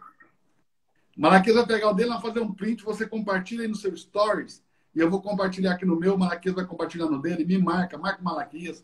Quem faz um print aí bonito, faz uma marcação bonita aí que nós vamos compartilhar. Bora lá, Malaquias? Tá aí, ó.